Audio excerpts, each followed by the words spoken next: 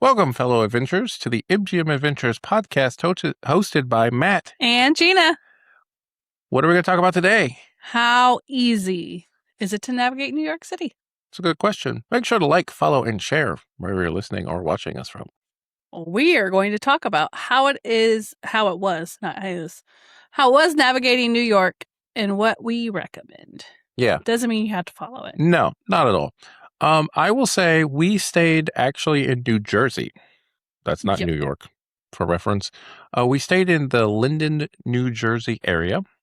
This is right below the Newark airport.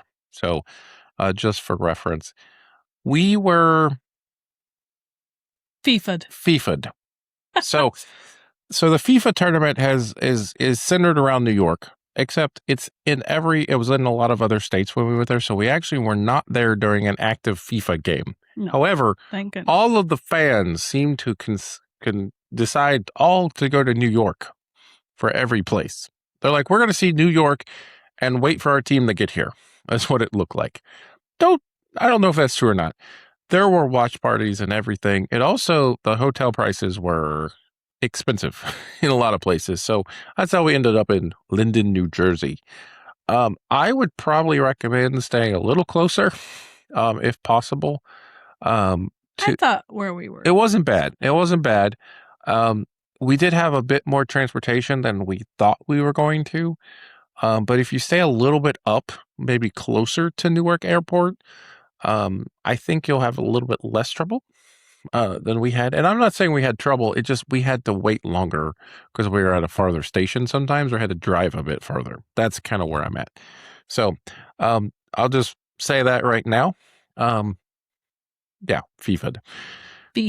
So how can you access New York from New Jersey? Drive. You can drive. I don't recommend it. No. Number one, the traffic's crazy. Number one. Number two, you have to pay a toll on the bridges, which I've heard those can get ridiculous, or tunnels. I've heard the tolls are ridiculous. And then you have to pay for parking, which I've heard is ridiculous. So I don't recommend that at all. So you have basically 3 other ways to get in.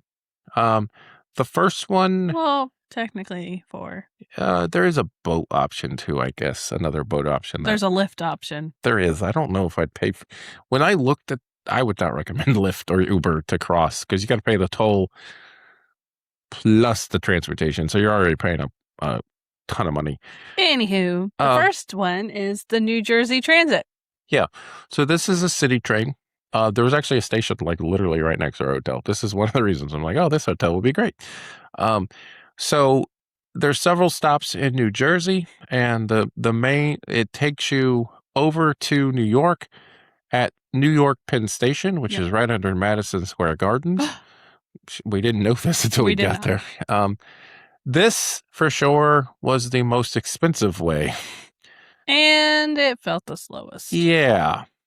So, it's expensive because you had to pay for parking. And I don't think parking was bad. I think it was like $9 or something for parking or $10.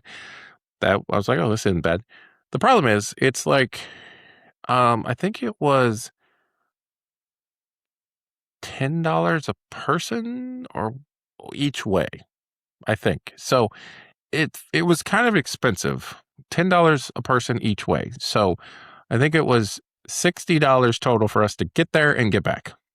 Just so you know, there was 3 of us. There was 3 of us. So just don't think Matt can't do math. There was 3 of us. So I do recommend getting a physical ticket in this case, and they had a physical ticket machine. You can also do it on your phone if you wanted to do that, but there is a conductor that goes around and checks. It's kind of like that's how it works. So they didn't check us on the way there. It was too crowded. They did check us on the way back. Yeah. So just a heads up there. It took a little bit of time. It was okay. We thought about doing it again, but then I heard about 2 other options. I knew of one option and heard of another one. So we're like, you know what? We're going to try them all. We're going to try them all and do an episode on it. So there you go. The New Jersey Transit's number 1. Number 2 is the one I knew about, and we've taken it before. It's the Staten Island Ferry. This was my favorite. So the good news is the ferry is free. Yes. That's the good news. There is a parking lot next to the ferry which is a ticketed system, a time system. So depending on how long you're there, as long as you pay it for that time, you're good. There's also another parking lot because there's a shopping center right next to it, which is also a more traditional one where if you're there so many hours, you pay a flat fee. So the other thing to note is the ferry is free. Good. On Sundays, the ticketed parking at the main lot is free. We didn't know this, except the last time we went, I was just like, oh, we'll take the ferry over because that's a neat way to see the Statue of Liberty. And it was a Sunday when we went, and you didn't have to pay. And I looked it up, and that's still the case. So there you go. The one bad thing about the ferry, it's kind of a trek to get to the ferry on the roads. It was like a 25-minute drive or so for us. And the roads are fine. And then you get to the city streets and they're really annoying. So yeah, just a lot of them was under construction too. So it did not help. The other thing I will say is it's what all the Staten Island employees take over. So we've been told during the work week, it is extremely busy Monday through Friday. So we took it on Sunday. It was fine. It was busy, but it was fine. Right. So our boat was not full by any means. No. And they leave on about a half an hour schedule. During the week, they run a little bit more often. Like it runs like 24/7. Yep. So it runs at like 1 a.m. So just the times are a little spaced out. So just a heads up there. It definitely gives you the best view going in the city, and we left at night, so you get the night view of the city leaving. I'll say that for sure. And you can see the Statue of Liberty. Yeah, and you can see it. It's not close, but you can see it well enough, I'll say. Oh, well enough. Well enough. So, and the last mode of transportation we took is the path. Oh, one more thing. Sorry, let me go back. So the Staten Island ferry was free. I mentioned that.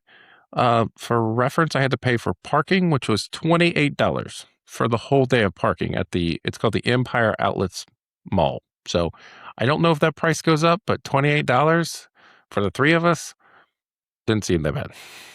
Now, can I go to the next one? Yeah, the next one's the path. Wow. I was supposed to go the next. Go ahead. No, you already said it. Go ahead. The path.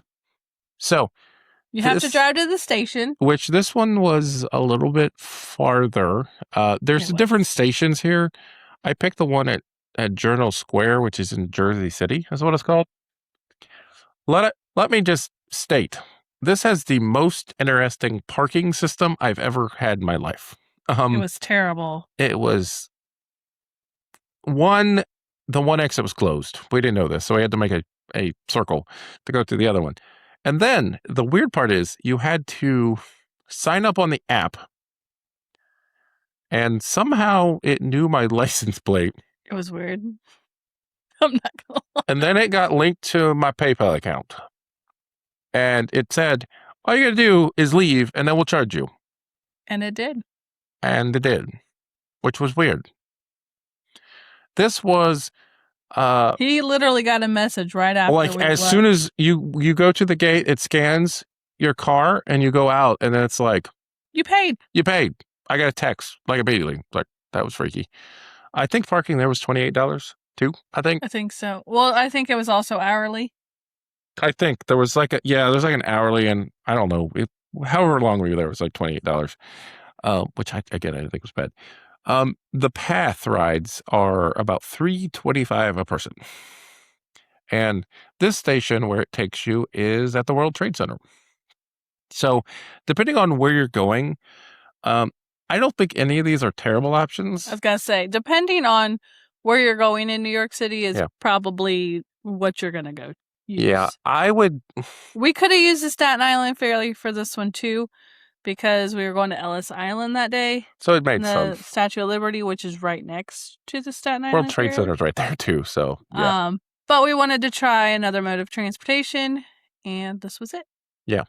So I will say the Staten Island ferry's got the best views for sure. The PATH train was extremely fast. I had no problems with it. use I whatever. don't know if it was faster than this. It felt faster. I don't know. It was about the same time as the ferry, I think, because we had to drive a bit. I don't know. It was better than the New Jersey Transit. I'll say that. That was our least favorite. It's fine. It worked. There are also, so we're on the more south side. There is stations for, I think, the Path and the New Jersey Transit on the north side too. So, anyway, there you go. I felt like the Path was a much better deal than the New Jersey Transit. So, I don't know. All right, let's get around New York. Oh my God. Also, I forgot about this. The New Jersey Transit, when we left at like 10-ish. No, we were trying to leave at 9 o'clock. The next train was at 10:15. Yeah, they don't have like a set schedule. Well, they do have a set schedule. They run every hour for where we're trying to get. But they don't tell you what door you're going out. They don't tell you what track until 10 minutes before. Yeah. So we were like, oh, this one was just on track 4. We will likely be at track 2. It's Hunger Games. And we were at 13. Yeah. So we had to all run the 13. And then the train wasn't even full. It's just like, why are we in this style where it's like waiting for a gate at an airport? And it wasn't just our train, it was every train. It was the every one train. before us was like, now announcing you're going to be in gate 7. So everyone ran the 7. I was like, what is going on? And we're like, that's weird. I'm like, why don't we have it? Oh no. Yeah. And then we had to do the same thing. I had to talk about that about New Jersey Transit. We weren't there late enough for Path, so I can't tell you if Path did that as well. It definitely doesn't do that because Path had a dedicated station out. Because it was at the World Trade Center station, which was a very nice station since it's just got rebuilt. Anyway, next. Getting around New York. Rant over. Important to know that New York is broken down into several areas.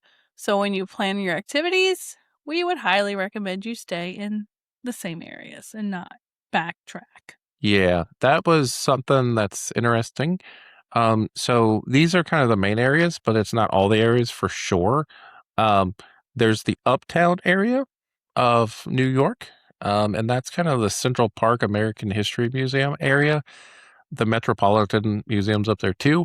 There's kind of the Midtown area where Times Square and Broadway is, and then there's what they call downtown or lower Manhattan, depending on what it is where the 9/11 is, Memorial and all that, and the Statue of Liberty for boarding. And the Staten Island Fair is down there too. There's also Brooklyn and Queens, and they're different as well. They're different, yeah. So it gets a little interesting when you're navigating the city. It is also important to know which way you're going. So if you're down by the Staten Island Ferry, for example, and you want to go up to Times Square, you might have to go find the Uptown subway. So I'll just throw that out there as well. So anyway. So different ways to get around New York. First one we have is the subway and the city bus. They kind of work hand in hand. Yeah, they're basically... One's above ground, one's not. Yeah, and they both use the same system. It's called OmniPay. And you're like, what's OmniPay? I have no idea what OmniPay is. Here's what I know. It's tap to pay. And if you use so many, you get free. Yeah. So if between Monday and Sunday you tap 12 times, it's free. So what was nice is we had 3 people. So we weren't there very long. It got us there very quickly. Unfortunately, it reset on us because we went there on Monday as well. But we did get a free ride. We got one free ride out of it, which was nice. But oops. But the buses and the subway, as long as you tap with the same card, this is important. Use the same card at the 13th one, you'll get them free. So if 13 and on. Yeah. So if you're taking a couple people with you, this is going to get very cheap. There is also, and I don't know this rule, so if you do have kids, at a certain age, they are free. So I'll say that. The one thing that was annoying about Tap, I have Tap on my phone, and it was using the Samsung wallet, I think. I don't remember which one.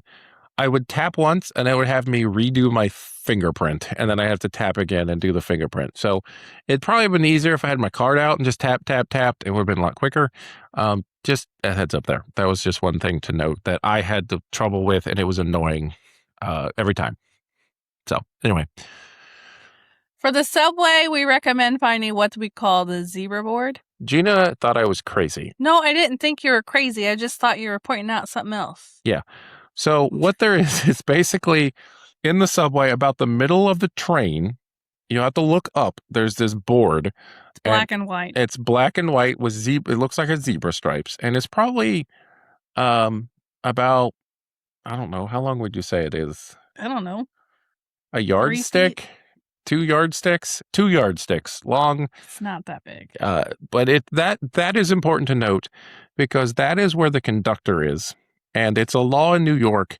At every stop, the conductor has to open their window and point at it. I don't know why this is a rule. That's the rule. What's helpful to know is that's where the conductor is, number one. One of the conductors. Yeah, that's where the main conductor is, which is also nice because you can ask them questions like, is this train going to this stop, to make sure you have the right train. Also, the closer you are to the conductor, probably the less craziness will happen. Less shenanigans. We did get a little bit further and we saw some dancing. Yeah. So we did get a little near the end and people were dancing and doing flips on the subway to get a couple of dollars. They got 5 from our train, not from us. Not from us. This one lady was very excited that they were there. So I recommend you find the zebra. I didn't feel unsafe here. There was only one time on the subway where it was super crazy, and that was during rush hour. And there was a lot of people. We were trying to get to somewhere. We were in town trying to get out to Brooklyn, and everyone was trying to get to Brooklyn to go home. Everybody. So it was a little packed, not going to lie. Little packed. So I was very excited to get off that one. From a safety thing, I didn't have a problem there. Some standard tips, obviously, I would be near the zebra board, number one.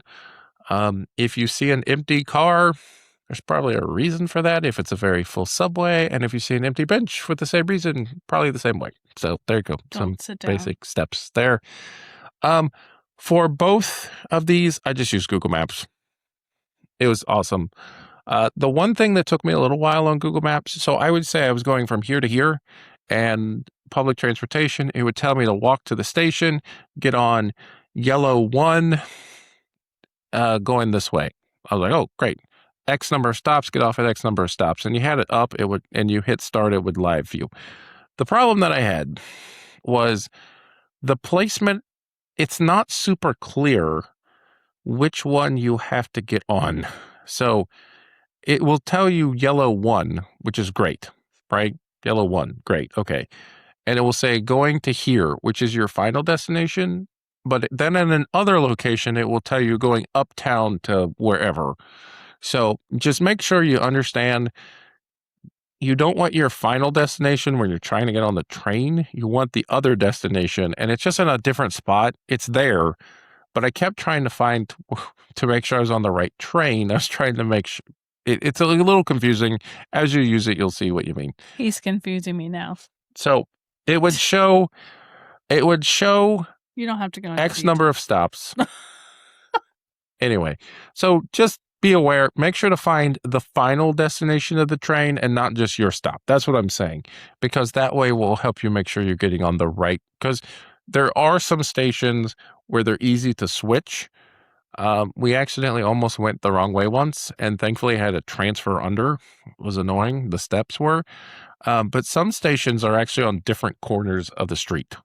So that is something I would just be very careful of as you go there. Because they're named the same, except they go in different directions. Yeah.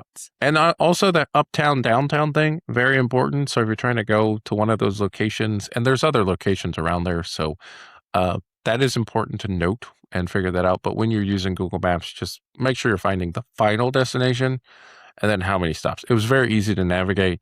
It just took me a little while to get used to where it was located, just because I don't do it often. If you don't like stairs, use the buses. Yeah, there's a lot of stairs in the subways. There's like There's a couple of subway stations that are accessible, but not very many, it felt like. So I would probably use the buses if you need that. Next mode of transportation we used was Lyft and Uber. Yeah, so primarily stuck to Lyft because Lyft is cheaper. Most cases is what we saw. And it was faster. Well, more expensive. I don't know if it was faster, but I felt like it was faster. Well, we didn't use Uber very much. I don't know. It seemed like we could find a driver no matter what. I'll say that. So we did use it a couple times. It definitely helped us through some traffic and some other things. So not complaining. We did not use the next mode of transportation this time. Yep. Taxi. Yeah. So just be careful with taxis. Make sure you understand the rate before you're getting in them. That's all I'll say there. I would also say that with the little any other transportation, especially in Central Park, they have the guys that bike and stuff like that, and they have some other location.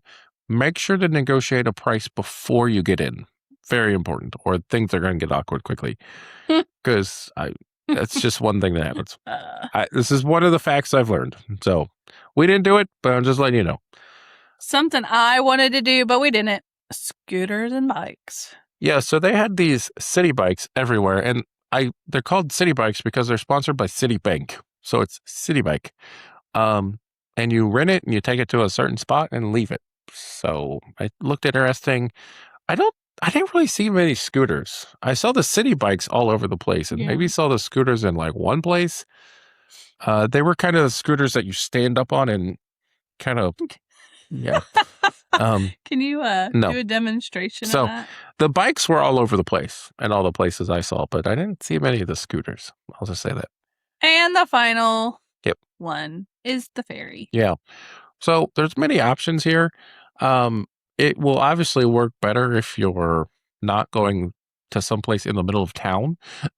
But I've heard the New York ferry is a very good value, and it's got some sightseeing options on it. So that's one thing that I considered taking the one time where we went to the bridge. I was going to take the New York ferry back just to see what it was, but we just ended up not doing it. So you mean Dumbo?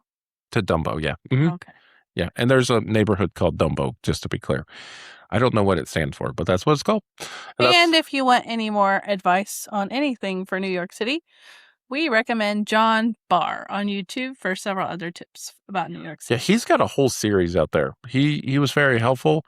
He actually recommended a few food places that we'll talk about here shortly, and I think some of them are one's really good for sure. And he did talk about some of the scams and stuff. He talked about other restaurants. There were some things that didn't interest us, but he's been all over the place. So maybe that will interest you. So recommend him for reference. He also did breakfast, and we did not eat breakfast. But some of those breakfast foods looked phenomenal. Yeah, one of the cool things he did is he went to like a bunch of food carts at a certain amount of time. So he tried to go to a lot of different ones, and he did. So if you're into some of that stuff, we had breakfast at the hotel, which worked out pretty well for us. But except they didn't have bacon. Yeah, it happens. I didn't care. Yeah, I was like, why do you care? Did. I mean, anywho, Ohio Midway report. Yep. The Son of Beast station has been condemned. Sorry, all you Son of Beast. I missed the Son returning of Beast people. I'm not surprised. It might be returning. Son of Beast Revenge. That's a thing. Yeah, I think condemned does mean a couple different things. Basically, it just means it can't be used for anything. Yep. So, but I feel like they're going to take it down. I think it's goner. I think they found it had some of the wood still from the track. Now that wood was treated with something, so I don't think I'm not thinking it's like a termite problem. I think it's just a structural problem of some sort besides the wood. So anyway. And Project 13 Haunted House is replacing Hotel St. Michelle. Yeah, which is one of my favorites. So that's some Halloween haunt news. It kind of came out on Tower Topics that this was happening, and then it was officially confirmed by a city permit not too long. So we don't know what Project 13 is. Is that the final name? Don't know. It's a little bit pricey. I am hoping that it is like Order of the Dragon, and they got the same Plague Productions in to do it. Hotel St. Michelle it had a lot of potential, but I don't know if it ever fully lived up to it except the first year. It always felt like it was understaffed, which was sad. It was very good and I liked it. It just felt understaffed every time we did it. And we did it a lot of different times. So I don't know. Don't come at us like we didn't do it. We did it a lot. Yeah. I really liked it the first year. It was really cool. I liked it was like Tower of Terror. Like I loved it the first season. And then after that, it just wasn't staffed well. So I do hope with this now getting renovated, it gets staffed well. It's got enough spot for a large queue back there. So I hope it does well. I really do. It's not the one I would have picked to replace Alien Abyss. But I'll live with it. I am kind of glad that Killmart seems to be staying along. Maybe it won't, but I think Killmart was the surprise last year for us. I don't know why, except Order of the Dragon. Order of the Dragon's phenomenal. But Killmart seemed pretty good. Killmart's always good. Yeah. It's always stable for us. I'll say that. Now, there has been some times where its staffed was terrible and it wasn't good, but last year I thought it was very well staffed. And I'm like, can you move some people to the hotel, Michelle? Right. It's rough. Do you really need to be a zombie? Yeah. Can you be a zombie over there with a uniform?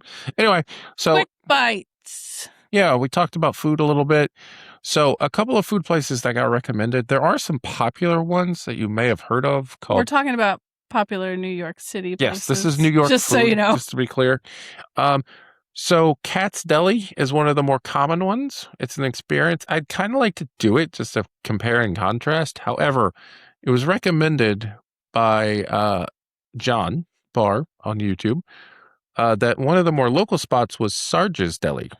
And it was delicious. We went to Sarge's Deli. It's not too far from the Empire State Building. It was really, really good. It was phenomenal. I did not finish my food. It was a lot of food. So good. Really good. I thought it was reasonably priced too. Might post some pictures here. Yeah. So it was really good. The one thing that I liked, it had a very wide variety of a menu. Yeah. I got a chicken parmesan sandwich. Yeah. Liz got a hamburger and you got an open face sandwich. Pastrami. It was so good. It was so good. I meant to get the sandwich and this sounded really good. I'm not sad that I got this. This was really good. But I do want to go back and get a pastrami sandwich. Katz is just known for their sandwiches. Pastrami sandwiches. So I would like to go back and do Katz, but I feel like we're going to be disappointed after going to Sarge's. So, maybe. I don't know. We'll see. I've heard it's a very touristy thing where you get a ticket and you go up and they make it, you try the food and stuff like that. So it'd be neat to do, I think. We'll see. The other one that we saw, there's 2 locations of this. It's Junior's Cheesecake, which is the touristy one, is our understanding. We opted out for the We opted out, and the local cheesecake was called Eileen's Cheesecake. And they had a variety, and it's just little baby cheesecakes. Yeah. But they were good. Yeah, the one thing that I would say... The key lime pie was not key lime pie. Yeah, I don't know what happened with that one. But other than that, it was pretty good. Yeah, so I will say with Eileen's Cheesecakes, the one thing I didn't realize, and I should have, is that the fruit cheesecakes were the same base cheesecake with just a little bit of different fruit topping on them. There you go. So there's that. So, like, I got a strawberry one, and then I got a different flavor, and it was pineapple. The same thing, just with pineapple on it. Lizzie got a tiramisu one, and that really was pretty good. unique. Yeah, she got the unique ones. And a cookies and cream, wasn't it? So I thought it was good. I got key lime and lemon. Yeah. So again, we did not try the touristy ones. So the next time we're going to try the touristy ones and just compare. Yeah. But those are a couple of offbeat ones. Pizza and hot dogs. I don't know if I can rank the pizza. The pizza was disgusting. We didn't get a good pizza. We got it at the Staten Island Ferry. We got it somewhere else too, and it was fine. No. I thought we did. No. Okay. I'm going to say we cannot rank the pizza. I'm going to say that. So the next time we're going to rank the pizza, I've heard that they have coal-fired oven pizza, and I've heard that's really good. So if you're going, find coal-fired pizza. I'm understanding that there's not very many locations left that have this. So that's one thing. Hot dogs. Ours was pretty good. We had them from the New York Parks cart. They were good. There was a couple of hot dog vendors that we hoped to get to near Central Park. Unfortunately, they were both closed the day that we were there. Oh. We missed them. Yeah, we didn't. I think they closed it like early. So maybe the next time we'll try them. But I will say, and this is one thing I think we talked about in the last episode, I would be careful with getting food from Times Square because sometimes they don't have the prices listed. And we got our hot dogs for like $3.50, I think. Was it more than that? $5? Everything was $5. Sorry. You can get some hot dogs for $3. We got them for $5. I thought $5 was fine. Make the math easy. We were hungry. I didn't feel like we got ripped off with a $5 hot dog, but at Times Square, you can get that same hot dog that may not be as good for $12. Sold. So be careful if you're buying food around Times Square without making sure you know the price. Anyway. Send your questions to mgmadventures@yahoo.com or to us directly through one of our social media channels. And we have a website. It's very exciting. And a newsletter. Also exciting. mgmadventures.riverside.com. You can find all of this stuff. This shows all of our previous episodes. It shows wherever you can find us. Our newsletter. All that's in one spot. Check it out. Please make sure to like, follow, and share us wherever you're listening. See you on the next adventure. I messed it up. See you on the next episode, adventurers. Bye. Bye.